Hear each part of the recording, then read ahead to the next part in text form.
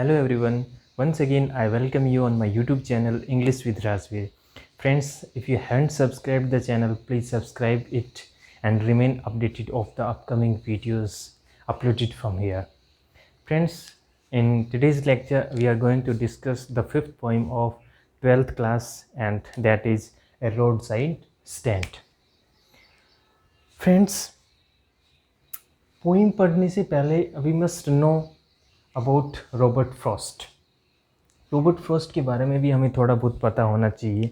इसने क्या कुछ लिखा था, इसके इम्पोर्टेंट पोइम्स कौन से हैं, and on the basis of these poems what he would like to convey to us, क्या कहना चाहते हैं हमें.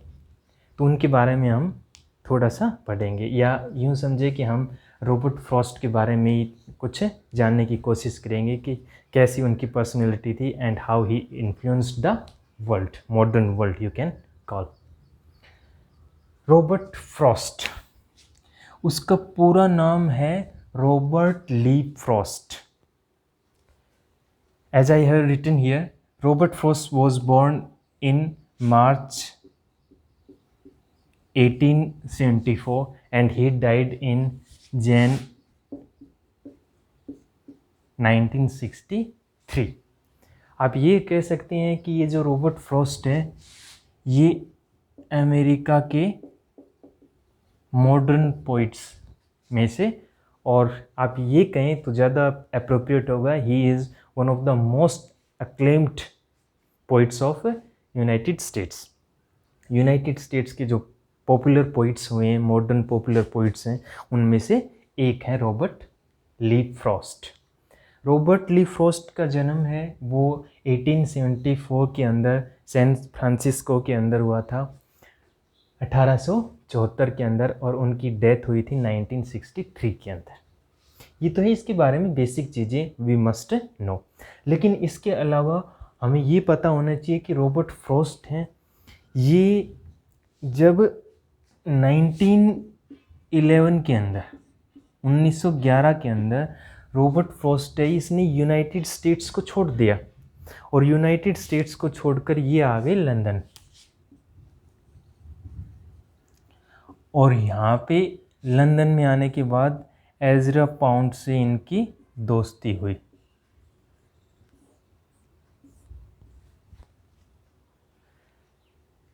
रॉबर्ट ली फ्रॉस्ट है, इनको बचपन से ही पोइम्स लिखने का बहुत शौक था. ये अच्छे पोइट हुए हैं, लेकिन unfortunately you can call that in America his works were not published until 1911.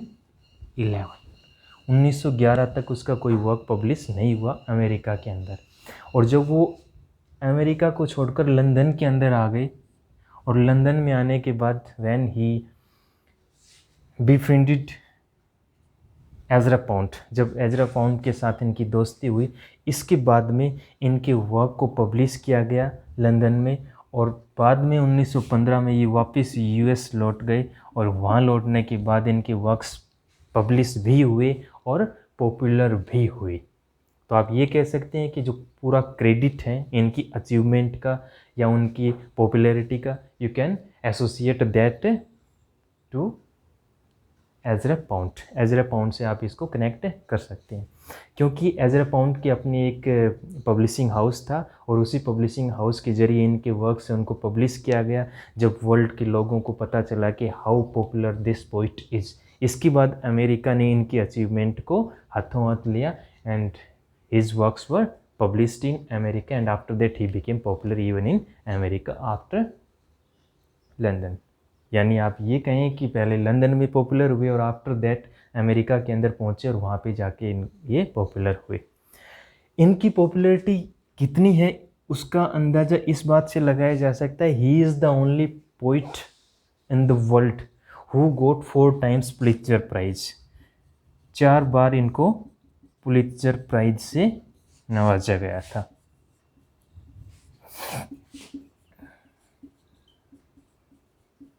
और ये एकमात्र पोइट है जिनको 4 बार, जब 1917 में जब स्टार्ट हुआ था पुलित्ज़र प्राइज, उसके बाद में 1943 तक इनको लगभग 4 बार, लगभग नहीं कंप्लीट कन्फर्म्ड 4 टाइम्स इनको पुलित्जर प्राइज दिया गया था। तो रॉबर्ट फ्रॉस्ट इतने पॉपुलर थे कि he got Pulitzer prize 4 times, और ये एकमात्र ऐसे पोइट हैं जिनको 4 बार पुलित्जर प्राइज से नवाजा गया है। इनकी पॉपुलैरिटी एक और चीज़ से भी फाइंड आउट की जा सकती है। जब जॉन एफ कैनेडी है, उनको जो प्रेसिडेंसी थी उसका इनॉग्रेशन किया जा रहा था, यानी उनको जब शपथ दिलाई जा रही थी 1961 के अंदर। हालांकि unfortunately Kennedy also died in 1963, उनका असैसिनेट हो गया था। लेकिन जब उनको 1961 के अंदर जब उनकी प्रेसिडेंसी था इनॉग्रेशन किया जा रहा था, उस वक्त स्पेशली रॉबर्ट फ्रॉस्ट को एक इनविटेशन मिला था कि you will have to recite a poem, आपको एक पोइम रिसाइट करनी है। तो ये भी एक बहुत बड़ी अचीवमेंट थी रॉबर्ट फ्रॉस्ट के लिए। लेकिन अनफॉर्चुनेट वहाँ पे भी एक चीज़ ये हुई कि इन्होंने रॉबर्ट फ्रॉस्ट ने एक पोइम लिखी डेडिकेशन नाम से, जिस पोइम का नाम था डेडिकेशन, और स्पेशली इन्होंने ये डेडिकेशन पोइम थी, इसका रेसिटेशन करना था 1961 के अंदर जो जॉन एफ कैनेडी के सम्मान में। लेकिन अनफॉर्चुनेट ये हुआ कि ये पोइम उनको याद नहीं रही, और वहाँ पे इतनी बर्फ़ जमी हुई थी आसपास के एरिया के अंदर कि सन ग्लेयर की वजह से उसकी आंखें चकाचौंध हो गई, and he was unable to recite that poem dedication. इसलिए इन्होंने अपनी मेमोरी से जो उनके याद था वो एक पोइम इन्होंने सुनाई थी, और perhaps I am not wrong, तो उस पोइम का नाम था the gift outright, the gift outright, the gift outright. ये पोइम उन्होंने रिसाइट की थी उस वक्त। ये बहुत ही पैट्रियोटिक पोइम है, अगर आप इसको पढ़ना चाहते तो definitely you should Google, and after that you will find how patriotic this poem is, the gift outright. ये रॉबर्ट फ्रॉस्ट ने उस वक्त इन्होंने रिसाइट की थी जब जॉन एफ कैनेडी को। ये तो कुछ बेसिक चीज़ें हैं जब हमने रॉबर्ट फ्रॉस्ट की पॉपुलैरिटी के बारे में पता चला था। After this discussion now we come to know about his achievements as a poet. Poet के रूप में कैसे ये इतने पॉपुलर हुए थे। सबसे पहले जो पोइम मेरे दिमाग में आती है रॉबर्ट फ्रॉस्ट की, वो पोइम है stopping by woods on a snowy evening. Stopping by woods on a snowy evening. कहीं ना कहीं किसी न किसी क्लास में definitely you might have read this poem stopping by woods on a snowy evening. और अगर if you haven't read this poem stopping by woods on a snowy evening, तो निश्चित रूप से आपको वो लाइनें तो याद होंगी जो जे.एल.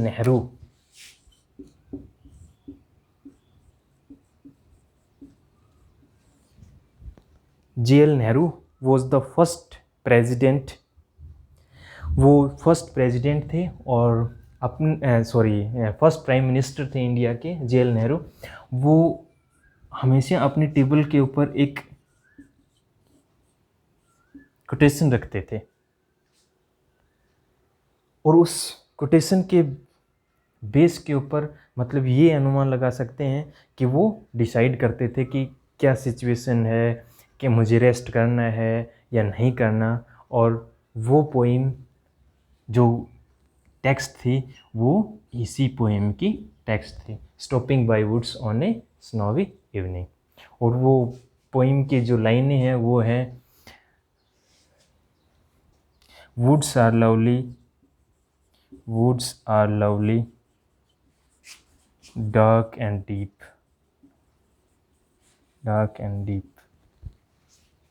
but I have promises,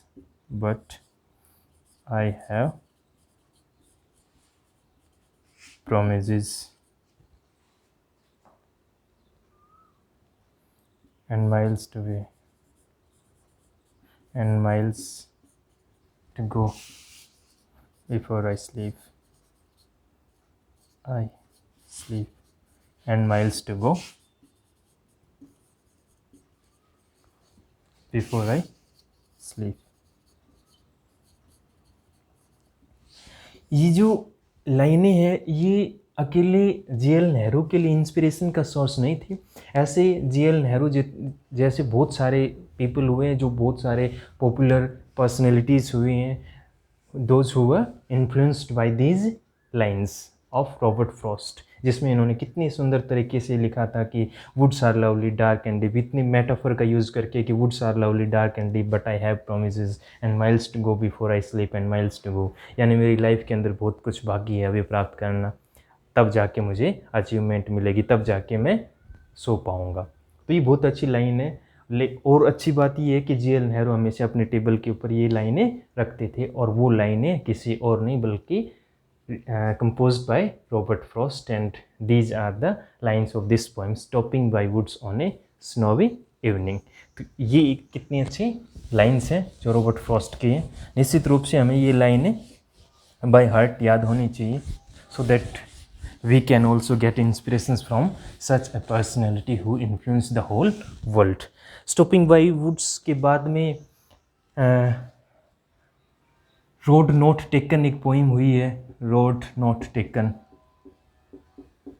Robert Frost की।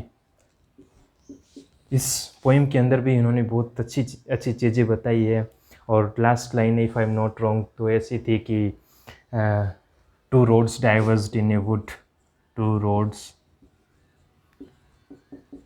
Divorced in a wood and I took the one less traveled by, and that has made all difference, and that has made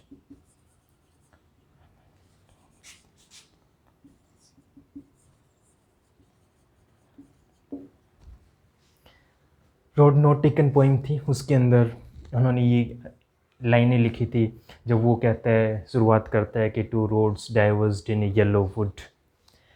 उस पोइम के अंतिम लाइन से होता है कि two roads diverged in a wood and I took the one less travelled by and that has made all difference, that has made all difference. ये लाइनें भी रॉबर्ट फ्रॉस्ट की हैं जो रोड नॉट टेकन पोइम से ली गई हैं। ये भी इतनी इम्पोर्टेंट लाइन है जितनी भी स्टॉपिंग बाय वुड्स वाली पोइम की लाइनें थी। इसके अंदर भी पोइट मेटाफर का यूज़ करके बताना चाहता है कि लाइफ के अंदर डिफरेंट सिचुएशन आएंगी, लेकिन हमें घबराना नहीं है, चाहे हमें लेस ट्रेवल्ड बाय यूज़ करें या जो ज़्यादा ट्रेवल्ड हुआ है उस रोड को चूज करें। लाइफ के अंदर मुसीबतें आने वाली हैं, लेकिन we must face this difficulties bravely and we shouldn't regret, हमें रेग्रेट नहीं करना चाहिए, and we must go on ahead. ये पोइम है, ये भी रॉबर्ट फ्रॉस्ट है। एक दो पोइम और बता रहा हूँ, और on the basis of this poems we can make out an understanding that what type of poet Robert Frost is, और उसी के बेस पे हमें जब हम पोइम पढ़ेंगे तो that will be easy for us to understand the poem। Road not taken के बाद एक पोइम इन्होंने लिखी थी बर्चेज। बर्चेज पोइम के बारे में आपने निश्चित रूप से, और उस बर्चेज पोइम की एक line, earth is the right place to love, the earth is the right place, earth is the right place to love. जो बर्चेज पोइम की, बर्चेज की जो ब्रांचेज को देखता है पोइट, तो वो ये सोचता है कि किस तरह से झुकी हुई है। निश्चित रूप से कोई जो बच्चे हैं उसके ऊपर स्विंग करते होंगे, और जब पोइट है उनको देखता है तो वो भी चाहता है कि मैं भी इस बर्चेज के जो ब्रांचेज हैं उनका सहारा लेके स्विंग करूं, मैं भी झूलने लग जाऊं, और वो चाहता है कि मैं स्विंग करता हुआ हेवन की तरफ पहुंच जाऊं। जो वो उस बर्चेज ट्री है, suppose this is the tree, और जिस बर्चेज की जो ब्रांचेज हैं वो ऐसे हैंगिंग कर रही हैं, तो वो कहता है कि मैं यहाँ पे लटक के ऊपर की तरफ जाना चाहता हूँ, फिर वापस आना चाहता हूँ। तो कहता है जब मैं ऊपर की तरफ जाऊँगा तो मैं हेवन की तरफ बढ़ जाऊँगा, लेकिन कहता है but immediately after that he thinks that he should come on this earth because earth is the right place to love. Birches poem भी इम्पोर्टेंट पोइम है उसकी, ये भी नेचर के बारे में ही उसने लिखी है। इसके अलावा रॉबर्ट फ्रॉस्ट की पोइम हुई हैं स्टॉपिंग बाय वुड्स हो गया, बर्चिस पोइम के बारे में हो गया, रोड नॉट टेकन हो गया, मैनिंग बोल भी एक पॉपुलर पोइम है जिसमें पोइट ये बताने की कोशिश करता है कि good fancies make a good neighbour, अच्छी फैंसीज हैं वो अच्छे नेबर बनाती हैं। मैनिंग बोल जिस पोइम का नाम था मैनिंग बोल, जिसमें कहते हैं good fancies make good neighbour, fancies make good neighbour.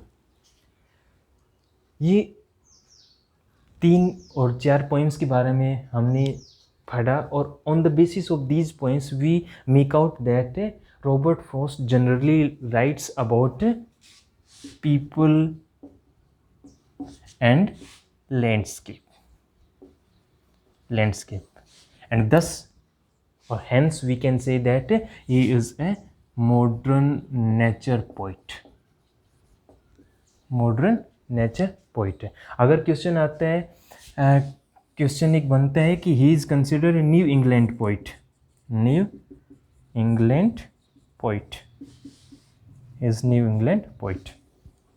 England is a particular place in US के अंदर न्यू इंग्लैंड एक प्लेस है जो 6 छोटे छोटे प्रोविंसीज हैं उनको मिलाकर बना है, और रॉबर्ट फ्रॉस्ट को न्यू इंग्लैंड पोइट के नाम से भी जाना जाता है, नेचर पोइट के नाम से भी जाना जाता है। ये मॉडर्न नेचर पोइट हुए हैं रॉबर्ट फ्रॉस्ट, जिन्होंने इतनी अच्छी यानी वी हैव डिस्कस्ड अबाउट 3 और 4 poems composed by Robert Frost, and on the basis of these poets we come to know that he surely writes about landscapes के बारे में तो लिखता ही है वो। he writes about the nature when he describes the branches of the birch tree, when he defines the woods, when he defines the woods are lovely dark and deep, when he says that 2 roads diverged in a wood and I took the one less traveled by. In all these poems he writes about the nature, and thus we can see that Robert Frost is a modern nature poet, but he lost his life in 1963, but he left behind a rich literature so that we can read it. Now we come to the point of roadside stand that has been given in our syllabus. Roadside stand. What is roadside stand? Briefly we understand this roadside stand.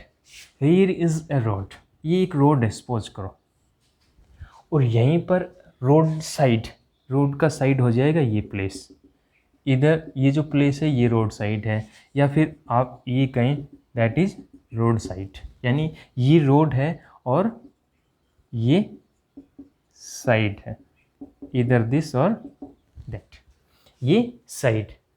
अब यहाँ पे road side में एक stand है, this stand is used for stall और you can call it shop.